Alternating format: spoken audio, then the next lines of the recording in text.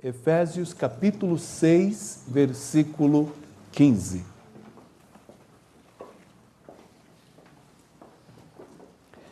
E tendo os pés calçados com a prontidão do Evangelho da paz.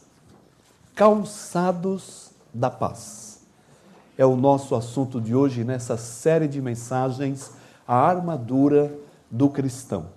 E até aqui já entendemos que nós precisamos de fato vestir esta armadura para vencer nos dias maus, para estarmos preparados nessa batalha, nessa guerra que nos envolve. E nós precisamos, então, armados, enfrentar a guerra espiritual. E até aqui já estudamos, já ministramos a respeito do cinto, o cinto da verdade.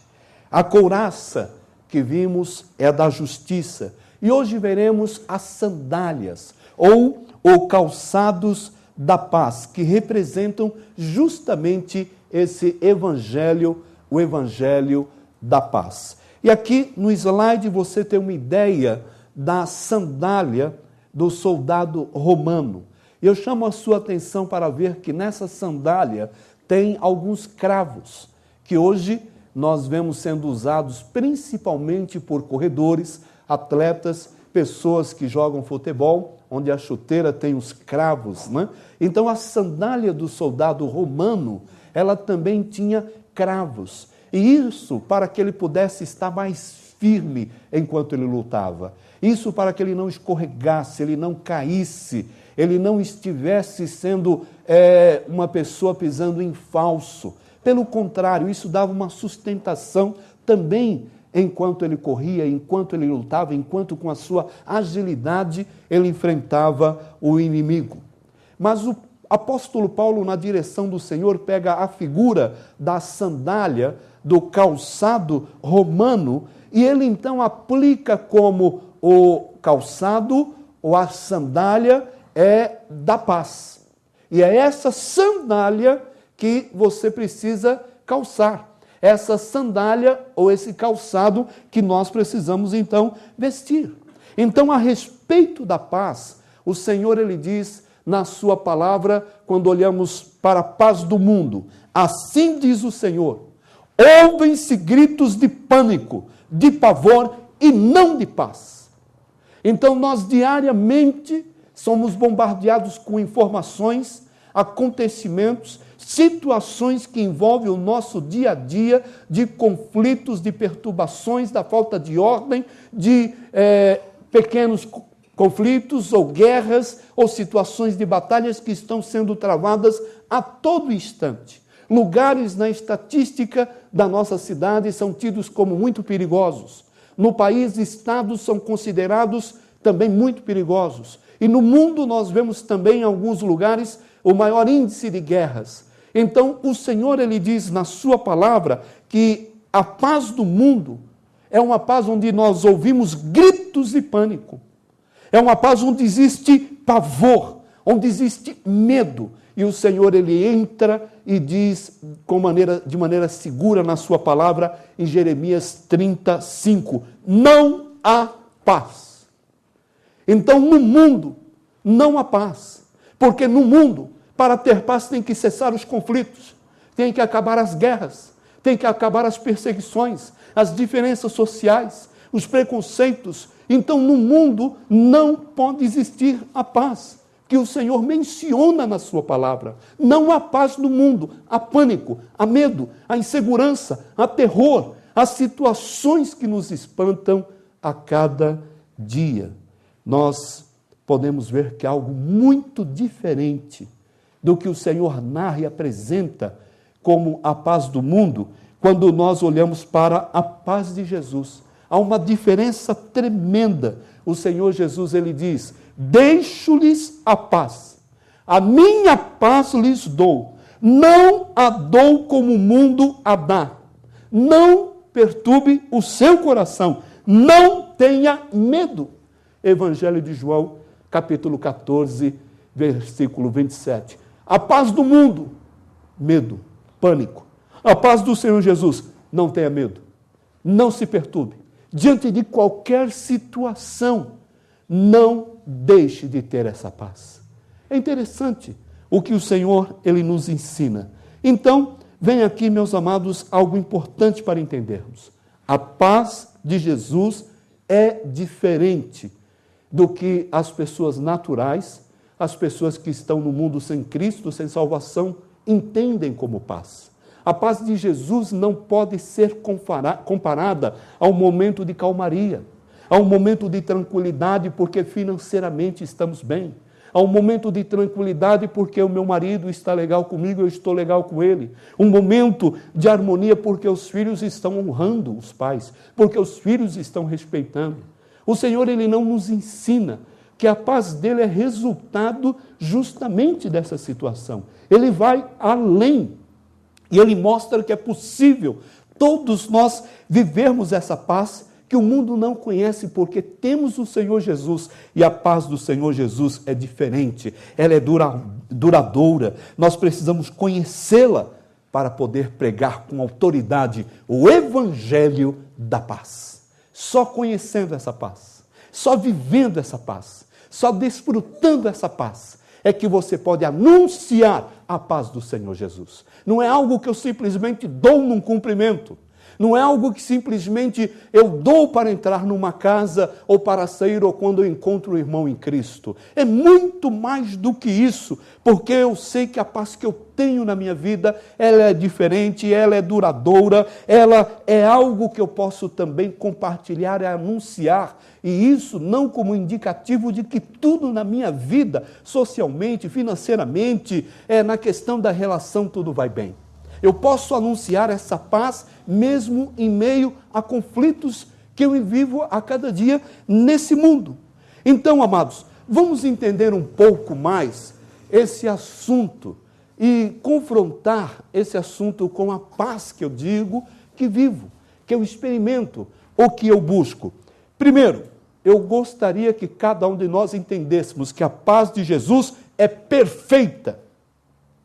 Não há imperfeição na paz do Senhor. A paz que Ele nos dá é perfeita. Ele diz em sua palavra: Tu, Senhor, guardarás em perfeita paz aquele cujo propósito está firme, porque em Ti confia. Sabe quando o Senhor diz que a sua paz é perfeita?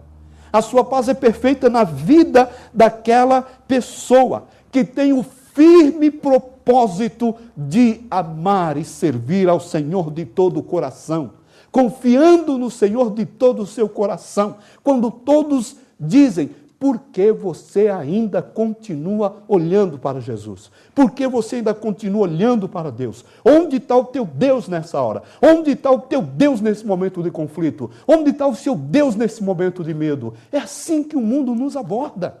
É assim que pessoas podem entrar na minha vida e na sua vida. Mas o Senhor, Ele entra em cena e fala que essa paz é perfeita na vida daqueles que, portanto, têm o firme propósito de confiar no Senhor e de desfrutar que essa paz, dessa paz que o mundo não pode entender. Então essa é a primeira coisa que precisamos entender. A segunda é que a paz de Jesus, ela é abundante. Diz o Senhor em sua palavra: então Jerusalém será para mim uma fonte de alegria, de louvor e de glória, diante de todas as nações da terra que ouvirem acerca de todos os benefícios que faço por ela. Elas temerão e tremerão diante da paz e da prosperidade que eu lhe concedo. Então a paz do Senhor Jesus, ela é abundante, sim. E o interessante é que o Senhor, Ele fala que essa paz abundante, ela se manifesta tanto em algo que você experimenta, como visivelmente também em algo que envolve a prosperidade da sua vida. Então, se você não consegue ver isso na sua vida, eu não me refiro à prosperidade em ter tudo aquilo que queremos e, na verdade, satisfazer o nosso coração com os bens. Eu estou falando que a principal prosperidade do Senhor aqui, ela está presente mesmo quando há indicativos de que não deveríamos estar felizes.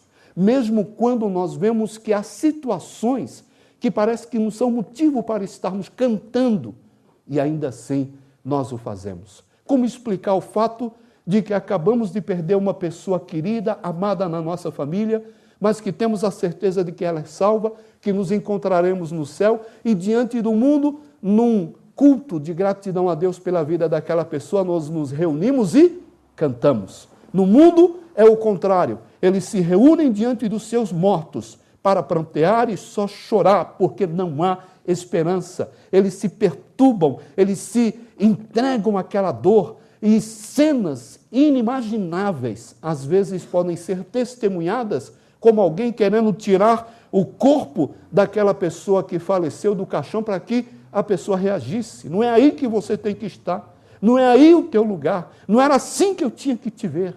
Então nós vamos vendo que a prosperidade, ela está presente na vida de uma pessoa, mesmo quando lhe falta algumas coisas. A prosperidade, ela não é resultado no Senhor de termos tudo, mas essa abundância de alegria, de conforto, de paz, de consolação, de sustentação, é resultado direto da liberdade que o Senhor está tendo de falar no seu coração.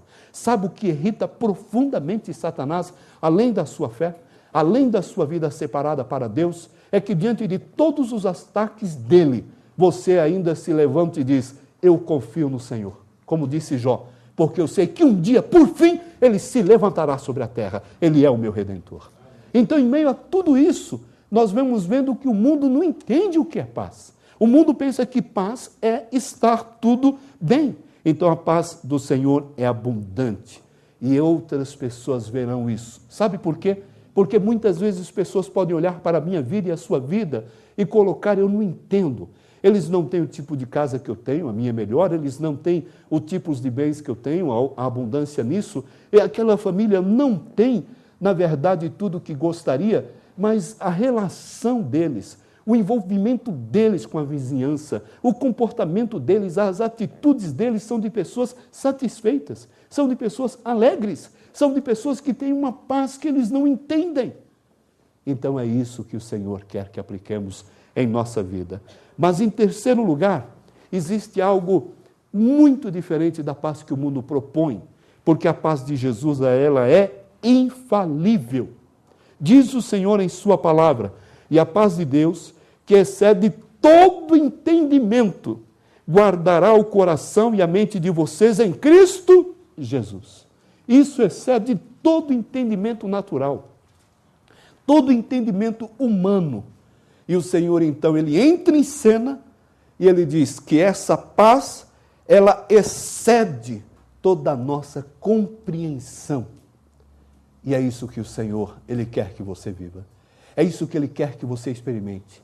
É isso que ele quer que você entenda como o principal calçado que deve estar nos seus pés, que deve ser um lugar de segurança, onde você firma os seus pés com segurança em meio a todas as lutas e conflitos e situações que podem envolver as nossas vidas nesse momento. É o que o Senhor, ele quer para o seu coração. Sabe por quê? Porque o Senhor, ele pode permitir até algumas situações onde fisicamente sofremos as consequências de não termos as nossas necessidades supridas. Mas o Senhor, ele diz que a paz dele vai além de ser resultado de ter nossas necessidades supridas, porque essa paz, em primeiro lugar, guarda o nosso coração e guarda a nossa mente. Nós não estamos, então, vivendo essa paz porque, meus amados, o nosso coração, ele tem tudo o que precisa, mas porque ele tem justamente o Senhor, que é a paz. E ele então nos sustenta, ele nos segura, ele nos guarda, ele nos permite viver isso em meio a diversas situações. Então a paz de Jesus, ela é infalível, mas a paz de Jesus também, ela é interna.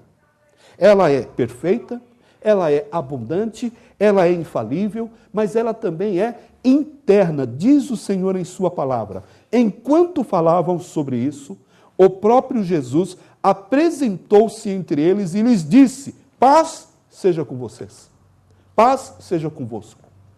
Isso na ocasião após a sua ressurreição, quando os discípulos de Jesus estavam reunidos numa casa, com as portas e janelas fechadas, com medo. Eles tinham acabado de perder o seu mestre. Eles tinham visto o seu mestre morrer. E eles então sabiam que agora eles seriam a bola da vez. Agora sobraria para eles. Se perseguiram Jesus e fizeram com Jesus o que fizeram, então o que não fariam com eles? Eles estavam com medo, assustados. Então a paz de Jesus ela é interna, sabe por quê? Porque o Senhor Jesus Cristo não precisou de nenhuma porta sendo aberta por eles. O Senhor Jesus Cristo não precisou de nenhuma janelinha, nenhuma fresta para que entrasse por ali. Ele simplesmente, subitamente, apareceu no meio deles e disse: paz seja convosco. Por quê? Porque ele queria que eles entendessem também que é assim que ele opera no coração do homem, na mente do homem, na alma do homem. Há vários momentos que nós temos todos os motivos para entrar em pânico. E, de repente, algo completamente sobrenatural, se você ainda não desfrutou, eu espero que desfrute, vem e apazigua seu coração. Vem e traz tranquilidade aos seus pensamentos. Vem e dá uma confiança que ninguém poderia esperar que você tivesse naquele momento. Sabe o que é isso? É resultado da presença do seu Senhor. É resultado da presença dele agora no seu interior. E ele então vem e fala à mente dos que o amam, ao coração dos que o amam, e ele fala naquele momento: Marcos, fique em paz, meu filho. Filha, confie em mim. Filha, espere no Senhor. Isso é importante vivermos. Eu, como a maioria dos homens, não sou muito corajoso para fazer uma pequena cirurgia, principalmente uma grande cirurgia. A maioria de nós homens são corajosos para muitas coisas, menos para a dor. A gente sofre mais do que qualquer, ou pelo menos a maioria das mulheres, né? E eu lembro que numa cirurgia que eu estaria sofrendo, anestesia geral, passaria por algumas horas naquela mesa, algo diferente tomou conta do meu coração. Eu sabia que talvez eu não retornasse. Você já teve esse sentimento, que já passou por uma cirurgia? Você tem aquele sentimento: é agora. Agora eu estou nas mãos dos médicos. Aí, de repente, naquela sala fria, onde eu estava na preparação ainda para a cirurgia, antes de entrar na sala cirúrgica, eu olhei, tudo branco, tudo limpo, tudo tranquilo. E no meu coração: por que você se inquieta? Por que você está pensando nisso? E naquele momento eu pude orar e falar: Senhor, me perdoe por desconfiar. Porque se for agora, eu estou em tuas mãos. E se não for, as tuas mãos vai estar no controle de tudo. Então me sustenta, me perdoe, estou nas tuas mãos. A primeira anestesia, ela foi para aquietar o meu coração. A primeira anestesia, ela veio para aquietar a minha alma. E eu estava agora, então, em paz e tranquilo. A segunda, ela já não tinha mais nenhuma razão de temer. Eu estava em paz. E assim, o Senhor, Ele quer que entenda em várias situações da nossa vida. É algo interno. É algo que deve se manifestar de dentro para fora. Se você é aquele tipo de pessoa que olha para dentro da sua casa e vê o que está acontecendo. Você olha para dentro de situações de conflito e vê o que está acontecendo. E você diz: meu Deus, a coisa está feia demais. Como eu vou ter alegria? Como eu vou ter paz? Como eu vou ter contentamento? Como eu posso louvar? Como eu posso adorar? Que negócio é esse de cantar nesse momento? É que você acredita que a paz ela é externa. E a paz que o Senhor promete, ela não é externa. Ela é interna. Ela começa a operar no seu coração primeiro, na sua mente. E aí é que o mundo não pode entender quando externamente tudo é desfavorável. E o crente, ele louva ao Senhor. E ele canta ao Senhor. E ele ora ao Senhor. E ele se derrama diante do Senhor. E ainda tem motivos de gratidão. Tem motivos para exultar. Tem motivos para glorificar. Tem motivos para magnificar o nome do Senhor. O mundo olha e vai ter a seguinte impressão: esse povo, esses que são chamados de cristãos, ou esses crentes, realmente são loucos. Mas o Senhor, Ele diz que o mundo nos considere loucos, mas nós vamos confiar no Senhor. Então o Senhor, Ele quer que você calce os seus pés com o Evangelho e o Evangelho da paz. E esteja preparado, então, para essa guerra, essa batalha na qual nos encontramos. Então a paz de Jesus, ela é do alto também. O Senhor nos diz em sua palavra: bendito o Rei que vem em nome do Senhor. Paz no céu e glória nas alturas. E o texto continua dizendo que eles então cantavam: Hosana, Hosana, louvado aquele que vem em nome do Senhor. E isso tem que estar no seu coração. Tem até um cântico antigo que não cantamos mais aqui na nossa igreja, pode ser cantado a qualquer momento, né? Retratando a entrada de Jesus em Jerusalém, que diz: mantos e palmas espalhando vai. Lembra? E aí a gente canta, e no estribilho diz: Hosana, Hosana, Hosana. E aí continuamos cantando, porque é bíblico. O Senhor, Ele está presente. E a palavra de Deus diz que essa paz, ela vem do alto, ela faz parte da minha vida, da sua vida. Bendito aquele que vem em nome do Senhor. E é por isso, então, que nós vivemos para o Senhor, e vivemos em nome do Senhor, e anunciamos a sua palavra, porque essa paz, ela não veio de baixo. Ela não veio como resultado de eu merecer, ou de que o mundo me proporcionou. Ela veio do alto. Ela veio da glória. Alguém deixou o lugar de onde nunca deveria ter saído e nem precisava sair para tomar a forma humana, habitar entre nós e falar: eu vou dar a paz. Eu vou fazer a paz. E vindo ele, diz o apóstolo Paulo em Efésios capítulo 2, evangelizou a paz. Tanto para os que estavam perto, referindo-se aos judeus, para como os que estavam longe, referindo-se a todos os demais povos da terra, para que através dos dois, o judeu e o gentil, um novo homem fosse formado à imagem de Cristo, perfeito, em paz, porque o Senhor Jesus é a nossa paz. É uma paz do alto, e é o que o Senhor, Ele quer que você viva. Mas em sexto lugar, também, esta paz é fruto da ação direta do Espírito Santo de Deus na minha vida e na sua vida. Sabe por quê? Porque a palavra diz assim: mas o fruto do Espírito é amor, alegria e paz, amabilidade, bondade, fidelidade, mansidão, domínio próprio. E contra estas coisas não há lei. Gálatas 5, 22 e 23. Mas uma das características do fruto do Espírito na vida de um cristão, que é o amor, está no singular. O fruto do Espírito Santo na nossa vida é o amor. E uma das maneiras de entendermos que esse fruto é visível é que a pessoa também ela vive essa paz.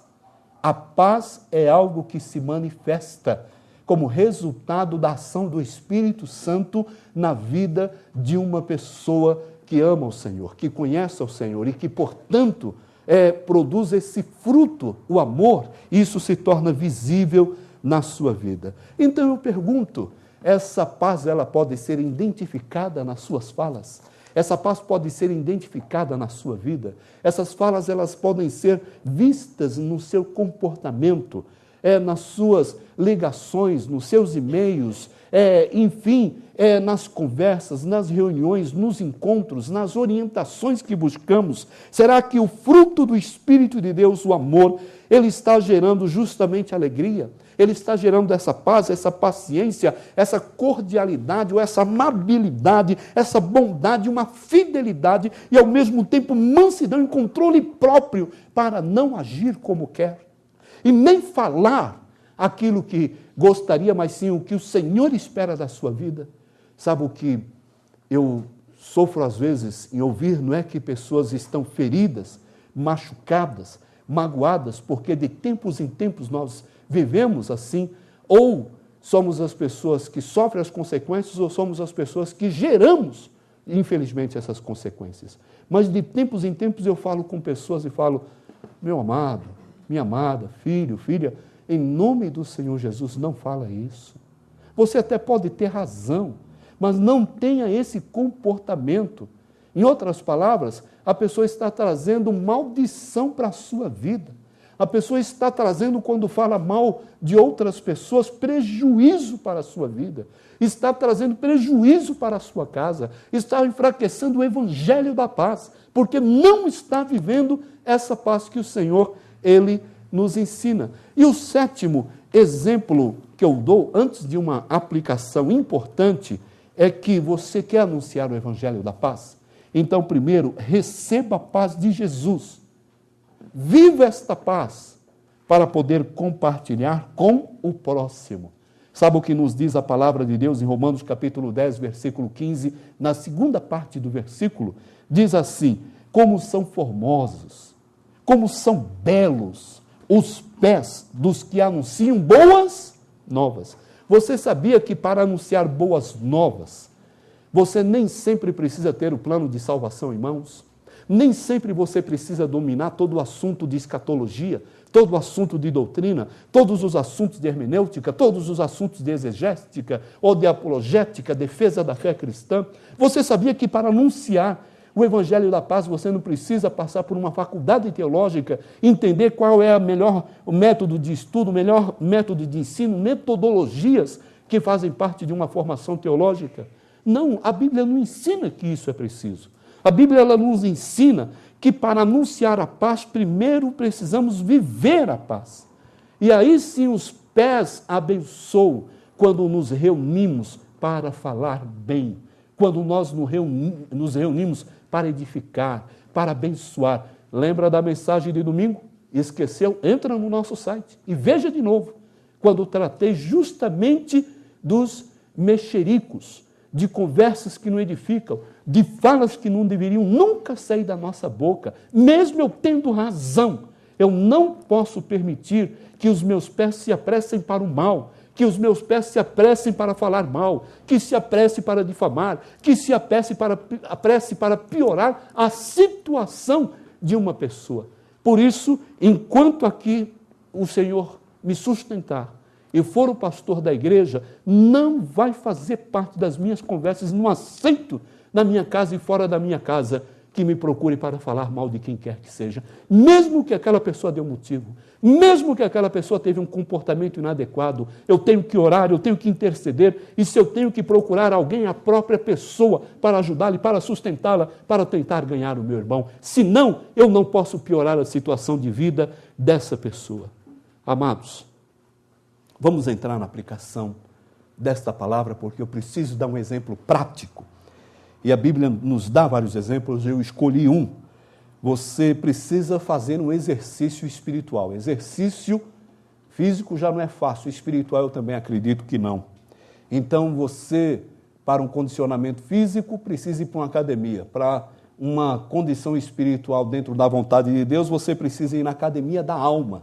A academia da alma você tem em casa, não importa o tempo que esteja, não importa se está frio, se está calor, entra na academia da alma, que é a palavra de Deus. Abra a palavra de Deus e malhe. Abra a palavra de Deus e se derreta.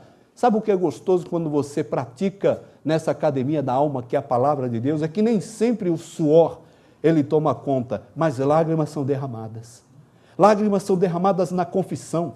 Lágrimas são derramadas no choro de intercessão por outras pessoas. Você derrama lágrimas, porque na academia de Deus, primeiro você vê o cheio estado, você vê o quanto precisa melhorar, o quanto precisa crescer, o quanto precisa amadurecer. Então você se derrama nessa academia diante de Deus e confessa o seu pecado. Então você coloca diante do Senhor, miserável homem que sou, Senhor. Eu estou olhando para A, para B, para ciclano e fulano, mas sou eu que preciso tomar essa decisão agora. Sou eu que preciso acertar a minha vida. A palavra de Deus, ela tem esse poder de consolar, de confortar, de instruir, de educar, de corrigir o homem para que ele ande segundo a vontade de Deus. Não conheço uma pessoa que esteja mal emocionalmente, espiritualmente, principalmente, que fale para mim: pastor, eu estou orando todo dia. Pastor, eu estou lendo a palavra de Deus todo dia, tem alguma coisa errada. Porque os frutos são um grande indicativo de que isso está sendo feito ou não. o que se fala, como se faz, como vive, é um grande indicativo. A pessoa está na academia, lá fora, e está, então, malhando para ter um condicionamento físico, isso é visível. Isso é visível. Eu até gostaria, por exemplo, de malhar mais e não estou conseguindo. Até porque, não frequenta a nossa igreja, mas o Jefferson, filho do Ademir Matos, no nosso encontro de casais, no encontro que fizemos a sopa, nós fizemos os bilhetinhos românticos, né? E o Jefferson, eu deixei por último o bilhete dele, porque era lindo, era algo bonito, algo sensível, algo assim de uma criatividade que tocou no meu coração. Que beleza aquele rapaz, eu estou ajudando esse rapaz mesmo hoje. E ele então, no finalzinho, eu li o bilhete dele, como li os outros, onde dizia, ele mandava o bilhetinho para a namorada dele, mostrando o amor que ele tem por ela, mais ou menos assim, né? Camila, o meu amor é tão grande por você como a barriga do pastor Marcos. Então, eu entendi que eu não vou poder emagrecer mais ainda, porque eu tenho que agora ajudar o Jefferson a ilustrar o quanto ele ama a Camila. E até no casamento do Wagner, eu encontrei a Camila, pus a mão na barriga, e ninguém podia entender, mas ela olhou para mim e falou, ele me ama. Olha que coisa boa, você servir para isso, né? Como eu tenho paz interior, como eu estou feliz com o Senhor, não é porque tudo vai bem, não é porque eu não tenho problemas, não é porque não existem dificuldades, essa é uma paz que eu tenho com o Senhor, então não me incomoda, de forma nenhuma, me gostei, está certo, temos liberdade, somos família, eu brinco, pode brincar comigo também, não há problema nenhum, né? Só ele, chega desse tipo de brincadeira. Bom, voltando aqui, o que nós precisamos é entender que na academia da alma você vai se encher do Espírito de Deus. Efésios 5:18 nos ensina isso. E encher-se do Espírito é algo que exige também ação. Se quer, então, malhar fisicamente, ação. Se você, então, quer se encher do Espírito, ação. Sabe por quê? Porque até para calçar um sapato, isso exige nosso esforço. E para calçar o calçado, a sandália do Evangelho da Paz, é necessário ação. Eu estou esperando Deus me abençoar. Fique esperando, meu filho. Eu estou esperando alguma coisa acontecer. Tu vai continuar esperando. Eu estou esperando, Deus não precisa de nada de mim, eu estou esperando que Ele faça. Vai nessa e você vai ver no que dá. Então tome uma decisão, tenha uma ação, dê um passo na academia da palavra de Deus e aplique o Senhor, como o Senhor nos ensina, enchei-vos do Espírito Santo. É isso que nós precisamos. Sei que não é fácil ficar em paz num mundo como o nosso, mas a minha palavra é não desista, porque Jesus é a paz e Ele é a nossa paz. São duas coisas importantes. Eu já sei que Jesus, Ele é a paz. E outra coisa que eu preciso entender é que Ele tem que ser a minha paz. Eu posso falar que eu conheço o Evangelho da Paz e não desfrutar dessa paz. Eu posso até anunciar esse Evangelho da Paz. Não com a eficiência, com a autoridade que deveria. Mas quando você sabe que Ele é a paz e que Ele é a sua paz, isso te dá uma autoridade tremenda. E o Espírito Santo de Deus tem uma liberdade para usar a sua vida de uma maneira que jamais naturalmente você poderia falar como está falando. Jamais naturalmente você viveria o que está vivendo, porque é uma ação direta do Espírito Santo de Deus na sua vida. Então, por isso, nessa aplicação, deixa eu dar algumas sugestões para os amados. Ter a percepção correta da adversidade nos ajuda a alcançar a vitória.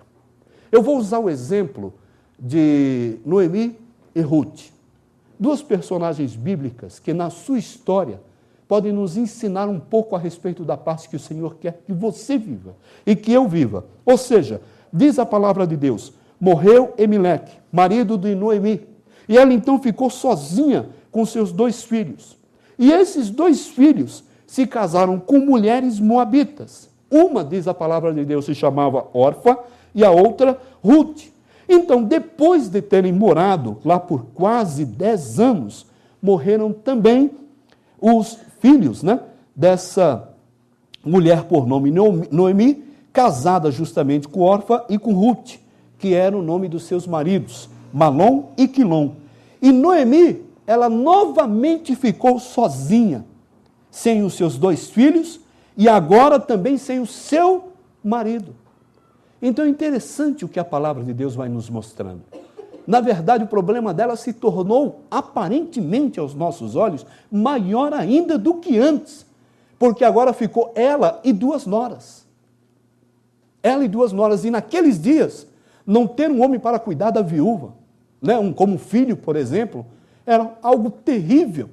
Mas ela pelo menos perdeu o marido e tinha 2 filhos, e agora perdeu os 2 filhos. E as noras agora também estão com Noemi.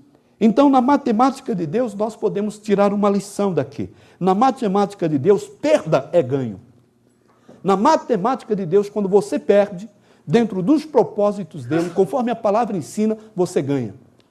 É isso que o Senhor nos ensina. A base é simples. O Senhor diz: sabemos que Deus age em todas as coisas para o bem daqueles que o amam, dos que foram chamados de acordo com o seu propósito. Ou seja, na vida do cristão, todas as coisas cooperam para o bem daqueles que amam a Deus.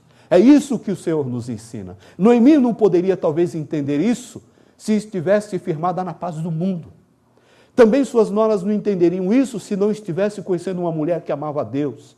Mas naquele momento, na matemática de Deus, aquela perda seria convertida em grande ganho, em grande lucro. Então, ter a percepção correta da adversidade é o que o Senhor quer para a sua vida. Será que você está tendo a percepção correta de Deus na sua vida diante das dificuldades? Segunda aplicação, além de percepção, persevere em olhar para Deus. Porque a nossa tendência, evidentemente, é olhar para os problemas. É natural isso para nós. Então, Ruth continua sendo o nosso exemplo agora.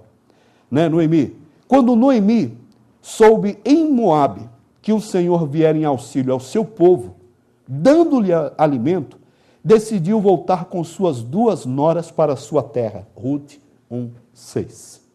Então, sabe o que Noemi fez? Na prática, ela perseverou em olhar para o Senhor. O Senhor está abençoando o seu povo, que um dia ela deixou e está sustentando o seu povo. E ela olhou para a sua vida, ela olhou para as suas noras e falou: quer saber de uma coisa? Eu vou perseverar como sempre deveria, não importa a situação, olhando para o meu Senhor, olhando para o meu Deus. E eu vou voltar para o encontro do meu povo. Eu vou voltar para a casa do Senhor. Eu vou voltar para a igreja do Senhor. Eu vou voltar para os caminhos do Senhor. Eu vou ficar olhando para o Senhor. Eu vou perseverar olhando realmente para o Senhor. Sabe o que nós podemos entender um pouquinho mais? É que existe aqui uma conexão entre a sua luta com o amor do Pai.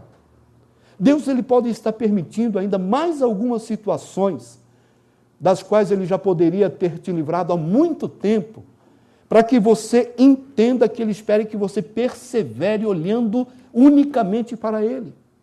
Então, algumas coisas que já poderiam deixar de serem vividas, ele pode estar permitindo para que um ganho seja maior, ou ele pode estar permitindo para que você volte os seus olhares unicamente para ele.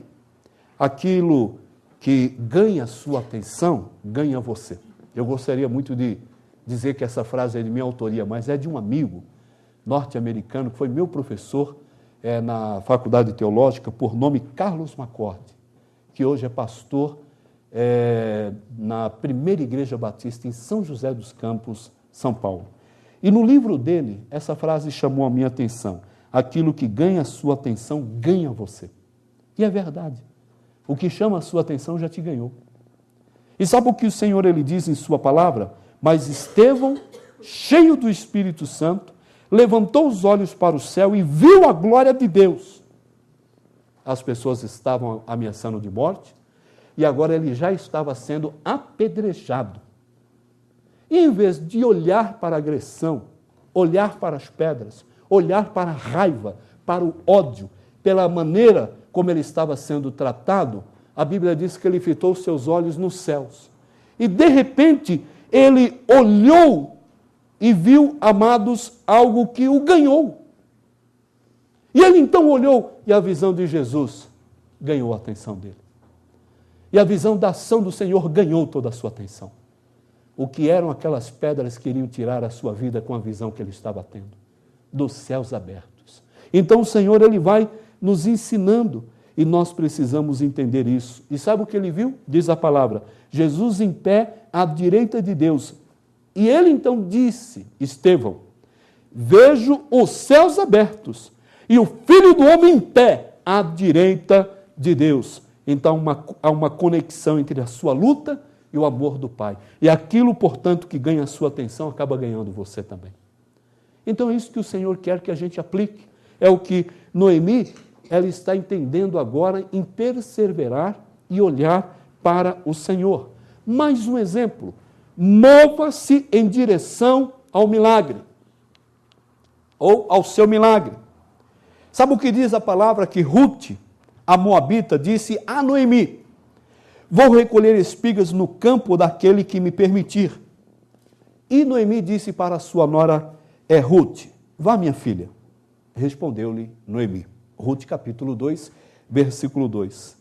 Sabe o que nós podemos aprender aqui, amados? É que a grande diferença de um crente para o outro está na sua atitude diante das suas dificuldades. A grande diferença entre nós não está no conhecimento que você tem da palavra. A grande diferença entre nós não está no tempo que você tem de igreja. A diferença entre nós não está no tempo que você tem de vida cristã. A diferença primordial está nas atitudes de um crente para o outro. As atitudes é que mostram quem somos. As atitudes é que revelam o que está na minha mente, no meu coração, e quais são as intenções do meu coração. Então o Senhor, ele vai nos ensinando isso. A grande diferença de um crente para o outro está na sua atitude diante das dificuldades. Vem as dificuldades, se entrega a todas as desgraças. Aí você vê o que é preciso. Mas a pessoa que está assim, de forma nenhuma. Então o Senhor, ele vai nos ensinando. Além de você ter a percepção de perseverar, de mover-se em direção ao milagre, como fez Ruth, indo ao campo daquele que Deus usaria na sua vida para sustentar toda a sua casa, você também deve prosseguir abençoando os outros. Sim. Sabe qual é o propósito de Deus? Não é que você sempre esteja sendo abençoado. O grande propósito de Deus é que os seus filhos sempre estejam abençoando outros. Sempre. Certo dia, diz a palavra de Deus, Noemi, sua sogra, lhe disse, minha filha, tenho que procurar um lar seguro para a sua felicidade. Que coisa linda! Noemi, ela olhou para a sua nora e desejou abençoar a vida dessa nora. Ela já começou a orar. Ela já deve ter começado a clamar. E ela começou a ver onde estaria a resposta de Deus. Então, diante da situação em que se encontra, você é um candidato a se tornar um tipo de uva. Gostaria que isso também fosse meu, não é? Tirei do mesmo livro do Carlos Macorde, que não fala sobre a amargura de Deus, fala sobre ser um discípulo de Cristo, mas ele disse o seguinte, você é um tipo de uva estressada, a qual é muito mais valiosa. Sabe por que a uva estressada, na linguagem dos que fazem o suco ou o vinho, ela é considerada mais preciosa porque ela sofreu os mais intempéries situações, as mais intempéries mudanças do clima. E tudo se ajustou para estressá-la ao ponto dela se tornar mais doce. E a melhor uva para ser usada. Aí você olha para a sua vida e olha, tadinho de mim, que dó de mim mesmo. Olha como eu estou vivendo, como eu estou passando. Eu fico olhando e falo, Senhor, tenha misericórdia. A pessoa não entendeu que há algo aqui que ela precisa aprender, que é, acima de tudo, abençoar e não só ser abençoada.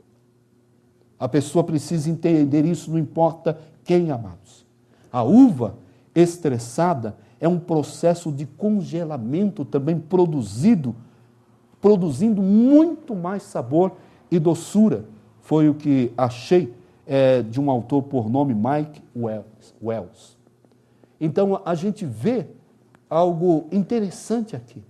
E você olha para o seu problema, para a sua dificuldade, quer anunciar a paz, fala que está na paz, as atitudes, o comportamento, a maneira de viver, mostra tudo o contrário. Então, além de tudo isso, eu gostaria que você aguardasse um desfecho sobrenatural. É a minha oração agora. A minha oração a partir desse momento, na aplicação dessa palavra, é que você aguarde no propósito que você tem de calçar o evangelho da paz, de estar preparada para a batalha, para a guerra. Aguarde um desfecho sobrenatural. Porque o exemplo de Ruth e Noemi ainda nos abençoa. Diz a palavra, então ela foi e começou a colher espigas atrás dos ceifeiros. E casualmente, diz a palavra, entrou justo na parte da plantação que pertencia a Boaz, que era do clã de Elimeleque. E naquele exato momento, Boaz chegou. Que coisa tremenda! Ela estava no lugar certo, trabalhando. Ela estava no lugar certo, agindo. Ela estava ouvindo a palavra certa do Senhor. Ela estava com a pessoa certa, Noemi. E ela estava agora entendendo que precisava agir. Não vou ficar em casa chorando, lamentando, não vou ficar me punindo, não vou ficar sentindo dó de mim mesma. Eu vou à luta, eu vou à batalha. E ficou ali, meia tímida, atrás dos outros ceifeiros, como que não quer nada, mas trabalhando e produzindo. Quem Deus coloca naquele momento? Aquele que era um grande homem segundo o coração de Deus. E Deus vai ter um plano tremendo aqui nessa união, mas ela não sabe de nada disso. Sabe quem começou a orar por isso? Nem foi Ruth, foi Noemi. Sogra, sogro, mães, pais, vocês estão orando pelos seus dessa maneira, mas não é para arrumar um outro marido, é para entender que perdas para Deus significa lucro na vida de quem teme ao Senhor. Não adianta olhar e falar, vou orar então para que Deus tire aquele traste da vida da minha filha e coloque uma bênção. Não, não é isso, meu filho, eu não estou ensinando isso. Vou orar para que Deus tire aquela peste da vida do meu filho, e coloque uma digna dele. Não, não é isso que a palavra está ensinando. A palavra está indo muito além desse egoísmo. A palavra está dizendo que aquelas pessoas estavam buscando a paz do alto. E sabe o que é interessante? É que Deus ama surpreender os seus filhos. Como é gostoso ser surpreendido por um pai nas coisas boas. Como é gostoso ver que um pai, ele tem cuidados em algumas situações. E, de vez em quando, a gente passa isso em casa. Eu não posso ficar comprando o que querem, como a maioria, ou se não todos os que estão aqui, não é verdade? E às vezes que eu tenho, nem sempre dou também o que eles esperam. O que eu posso, às vezes, fazer, o que Edmilson pode, às vezes, fazer, a gente faz. Que é surpreender, principalmente se a gente quer que ele levante, a gente leva o quê? Um café da manhã gostoso na cama. Oh, coisa boa, E a gente leva lá. Tem um dos meus filhos que quase esquece que a gente já fez isso. Ele sempre acha que os outros dois receberam mais, E a gente para, conversa e fala, rapaz, não é bem assim. Teve um que falou esses dias para mim em casa, não é nem meu aniversário, só ganho quando é meu aniversário. Aí esses dias a gente levou, e não era aniversário. Mas para abençoar, vem aqui, filho, mamãe está aí, a mãe preparou, Conversou, orou, abençoou, e eles ficam se achando o máximo. E a gente vai lá e fala para esses filhos, Então eu estou te surpreendendo, mas eu não preciso disso para me sentir bem. Eu quero que você se sinta bem, E surpreendo, Então é o que o Senhor nos ensina. Em casa são testemunhas, de que a Ed em casa, ela prepara o nosso almoço, ela cuida das coisas que tem que cuidar, coisas que nunca eu faria tão bem quanto ela e não sei fazer também. Mas algumas coisas que eu posso fazer, eu faço. Entre algumas, é quase todo dia preparar o café e levar onde ela está. Então, eu preparo o prato, preparo o lanche, já sei como é o gosto dela no café com leite, o que ela gosta, preparo então o prato, levo, né? De vez em quando eu olho para ela e falo, eu também gosto de receber, né? Mas ela faz tanto que seria egoísmo da minha parte falar que ela não levando da mesma forma como eu levo para ela a bandeja, ela não está me abençoando. Eu nem vou falar o quanto ela trabalha por nós. Eu só vou falar que é o mínimo que a gente faz. E levamos os nossos 3 filhos a ter esse comportamento. Eu levo. Não estou esperando que ela faça isso por mim, não. Eu faço e ensino. Vá lá e leve para a sua mãe. Prepare. Alguém pode servir também além do pai se não estou em casa. Isso é o mínimo. Ser surpreendido com coisas boas é bom demais. Agora, se nunca praticou isso, meu filho, se nunca viveu esse princípio, se acha que não dá, outras coisas que são fundamentais, porque isso não é, já está comprometido, infelizmente. Então, tenha muito cuidado, procure se surpreender, né, com Deus, porque Deus ele quer surpreender os seus filhos. Aquele que é capaz de fazer, diz a palavra de Deus em Efésios 3:20, infinitamente mais do que tudo o que pedimos ou pensamos, de acordo com o seu poder que atua em nós. Esse é o nosso Deus. Aquele que é capaz de fazer infinitamente mais do que tudo. Esse é o nosso Deus. Então, amado, o desfecho da história de Ruth se encontra no capítulo 4, versículos 13 a 17, onde diz que Boaz casou-se com Ruth e ela se tornou sua mulher.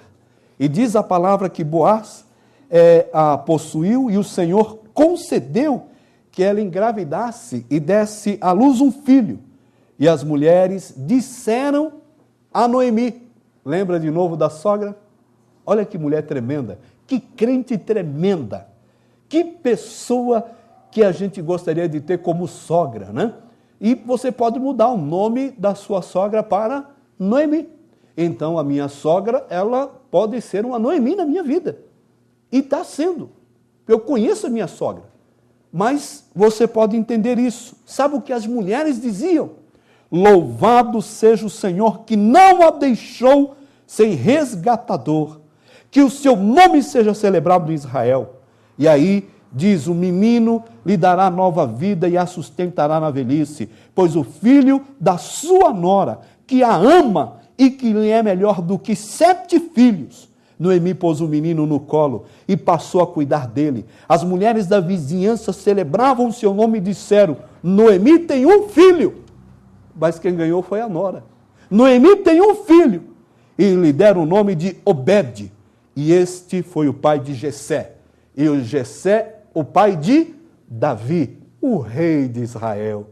Aquele que vai ser usado para ser também agora o lugar onde vai nascer o leão da tribo de Judá. Jesus, descendente de Davi. Jesus, descendente de Jessé. Jesus, descendente de Obed. Jesus, descendente de Ruth.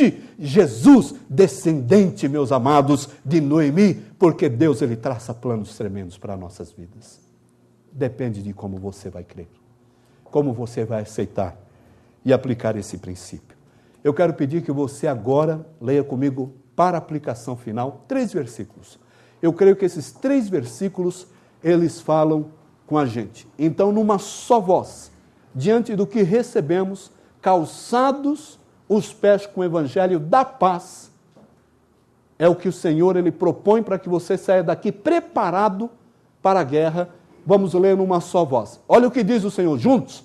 Todavia, lembro-me também do que pode me dar esperança. Graças ao grande amor do Senhor é que não somos consumidos, pois as suas misericórdias são... Louvado seja o nome do Senhor. Louvado seja o nome do Senhor.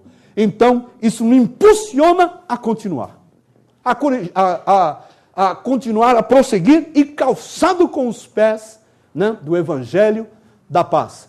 Próximo texto diz assim, juntos.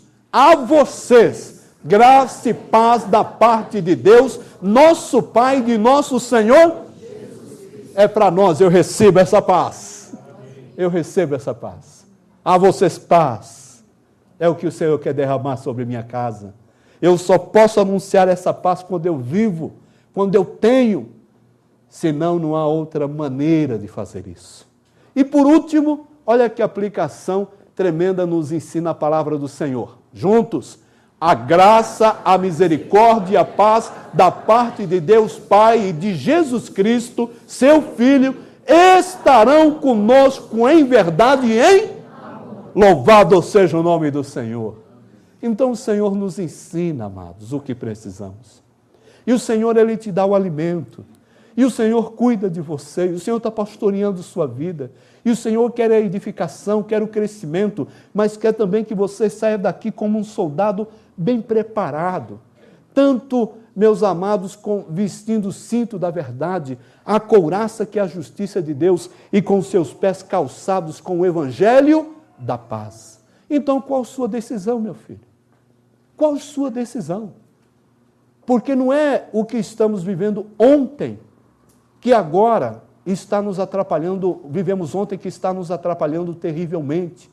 Mas é o que eu estou vivendo hoje, olhando para trás, é que pode estar atrapalhando a minha jornada de crescimento, a minha proposta dada pelo Senhor de vitória. Eu preciso então parar agora e tomar uma decisão e olhar para frente e falar: o meu Deus, o meu Senhor é maior do que tudo que eu estou vivendo, e continuar prosseguindo e olhando para o amado, meu amado e seu amado pastor Jesus, que apesar de nós é fiel, e apesar de nós permanece fiel, e apesar de nós não abre mão de nossa vida e da nossa existência. A Ele toda a honra, toda a glória e todo o louvor, agora e para sempre. Amém e amém, amados. Filho.